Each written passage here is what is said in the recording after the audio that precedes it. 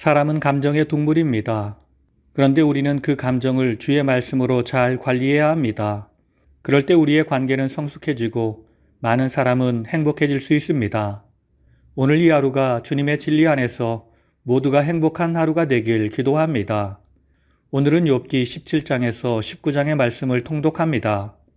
첫 번째 17장 1절에서 10절 욥 자신의 처지 한탄과 하나님의 중보 호소 1절에서 2절 임박한 죽음과 친구들로부터 위로 대신 정죄만 당하는 자신의 처지 한탄 나의 날이 다하였고 무덤이 나를 위하여 예비되었구나.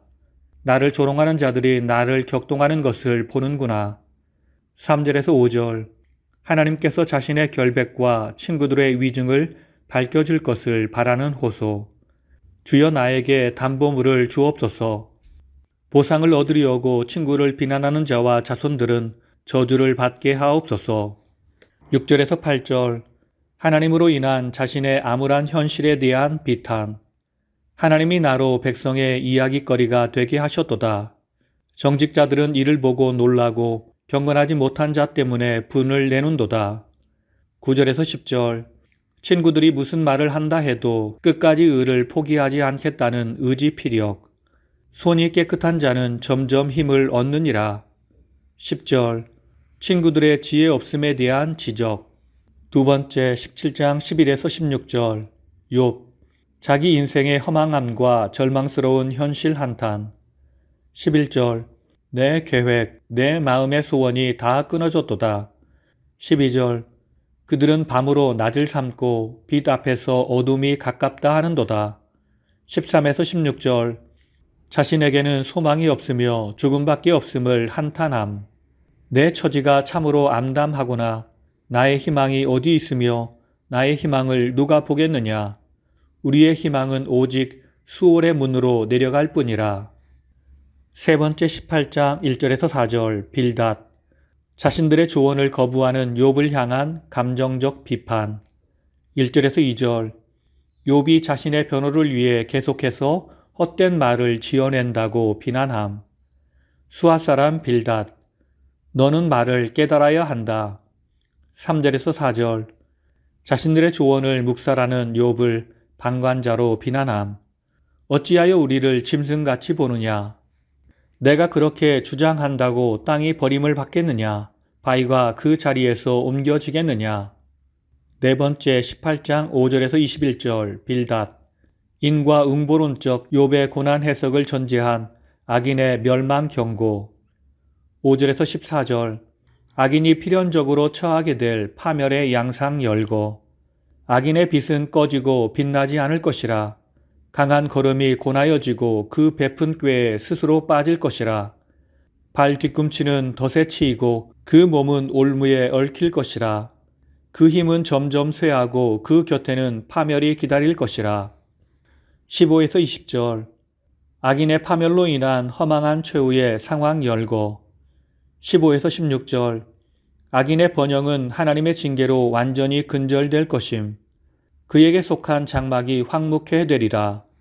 17에서 19절 악인의 명성과 자손은 세상에서 멸절될 것임. 그를 기념함이 땅에서 사라지고 거리에서는 그의 이름이 잊혀질 것이라. 그는 후손도 없고 후예도 없을 것이며 남은 자가 한 사람도 없을 것이라. 하나님을 알지 못한 자의 처소는 이렇게 되리라. 빌닷은 1절에서 4절까지 말씀을 통해 자신을 비롯한 친구들의 조언을 거부하는 욥을 향해 감정적인 비판의 말을 내뱉었습니다. 이러한 내용에 이어지는 말씀은 빌닷의 2차 변론 후반부로서 욥의 고난에 대한 인과응보론적 해석을 전제로 하여 악인의 멸망을 경고하는 내용입니다. 빌닷은 악인은 잠시 부귀영화를 누릴 수 있으나 반드시 하나님의 공의로우신 심판으로 인하여 멸망하고 만다는 도식적인 인과응보론을 반복하고 있는 것입니다. 빌닷은 종말론적 하나님의 심판 곧 주님의 최후 심판의 때에 하나님이 악인을 심판하시는 내용을 지금 현세에 적용하고 있습니다. 그렇게 될 때 문제는 지금 악인이 형통하고 의인이 뜻모를 고난 속에 있을 수 있는데 그것을 알지 못하고 형통한 자는 하나님의 축복을 받은 자로 고난받는 자는 하나님의 저주를 받은 자로 잘못된 판단을 할 수 있는 것입니다. 다섯 번째 19장 1절에서 6절 욥 친구들의 비논리적 변론에 대한 비판과 하나님의 뜻에 따른 자신의 고난 주장 1절 빌닷의 두 번째 변론에 대한 욥의 반론 2절에서 4절 납득할 수 없는 논리로 자신을 곤곡해 하는 친구들에 대한 원망 너희가 나를 괴롭히며 무너뜨리려 하는도다. 너희가 나를 학대하고도 부끄러워하지 않는도다. 5절에서 6절 자신의 고난은 알 수 없는 하나님의 뜻에 의해 진행된 것일 뿐임. 너희가 나를 죄인으로 정죄하려면 하라. 그러나 나를 억울하게 만드신 이는 하나님이시라. 오늘 말씀을 통해 주시는 교훈은 첫째로 우리에게 영적 지혜가 없으면 자칫 사단의 동조자가 될 수도 있습니다. 18장 1절에서 4절 말씀에서 빌닷은 매우 감정적이고 격렬하게 욥을 책망합니다. 그의 제1차 변론만 해도 이렇게까지 감정적이거나 격렬하지 않았습니다. 이처럼 빌닷의 변론이 격렬해진 것은 욥이 친구들의 변론을 무지한 자의 말로 취급하며 자신의 회개 촉구 권고를 거절하였기 때문입니다.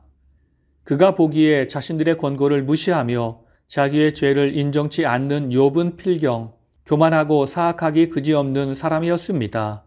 그런데 문제는 욥의 친구들은 단순하게 인과응보론적 사고에만 젖어 있었습니다. 그것으로 모든 것을 판단합니다. 사람이 색안경을 끼고 세상을 보면 다 그렇게 보일 수밖에 없습니다. 그러나 우리가 지혜 있는 자라면 우리가 낀 색안경을 벗고 세상을 본다면 우리는 전혀 다른 세상을 볼 수 있을 것입니다. 그러므로 우리는 모든 일에 감정적으로 치우쳐 성급하게 판단하지 말아야 합니다. 이렇게 감정적으로 행동하면 우리는 사단의 도구로 활용될 뿐입니다. 그러므로 우리는 먼저 주의 말씀을 잘 살피고 말씀과 함께 형제를 사랑하는 마음으로 성도를 위로하고 권면하여 그가 다시 일어설 수 있도록 힘을 주어야 합니다. 이것이 공동체를 세우는 지혜로운 성도의 행동입니다. 두 번째, 성도는 이웃의 어려움을 보고 자긍하는 마음을 가져서는 안 됩니다. 19장 5절을 보면 욥은 친구들이 자기를 향하여 자긍하고 있다고 지적하고 있습니다. 곧 자신들은 하나님 앞에서 의롭고 경건하게 살아 재앙을 받지 않았고 욥은 죄를 지어 이런 재앙을 받고 있다고 생각한 것입니다. 그래서 그들은 자기를 죄인으로 인정하지 않는 욥을 강하게 책망하고 정죄하였습니다.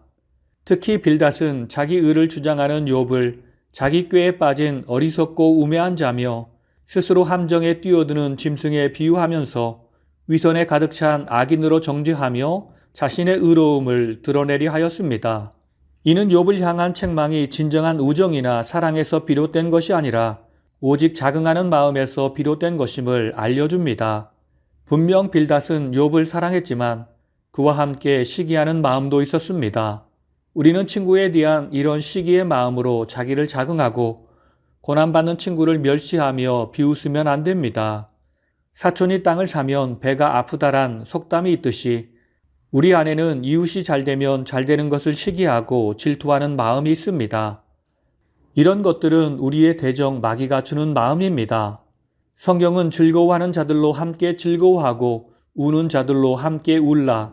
서로 마음을 같이 하며 높은 데 마음을 두지 말고 도리어 낮은 데 처하며 스스로 지혜 있는 채 말라고 말씀해주고 있습니다. 이것이 성도가 어려움을 처한 성도를 대하는 방식입니다. 이렇게 행한다면 우리의 공동체는 힘을 얻고 위로를 얻는 공동체가 될 것입니다.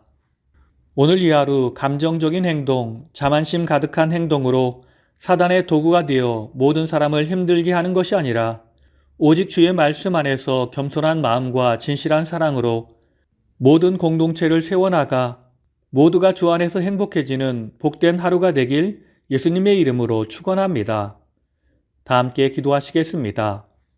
항상 우리를 사랑하시는 마음, 긍휼히 여기시는 마음으로 바라보시는 주님, 주님의 사랑과 긍휼한 마음이 죄인된 나를 변화시키어 주의 일꾼 삼으신 것을 기억하며 오늘 우리가 이 세상을 살아갈 때 겸손한 마음으로 다른 사람을 섬기며 살게 하옵소서. 다른 사람을 긍휼히 여기는 마음으로 그들을 권면하며 진리로 이끄는 삶을 살게 하옵소서. 그래서 절망 중에 있던 사람이 주 안에서 힘을 얻게 하시고 죄악된 삶을 살던 사람이 진리로 새롭게 변화되는 것을 경험하게 하옵소서. 그래서 우리의 공동체가 날마다 새로워지는 복된 공동체가 되게 하옵소서. 우리를 변화시키시는 예수님의 이름으로 기도드립니다. 아멘.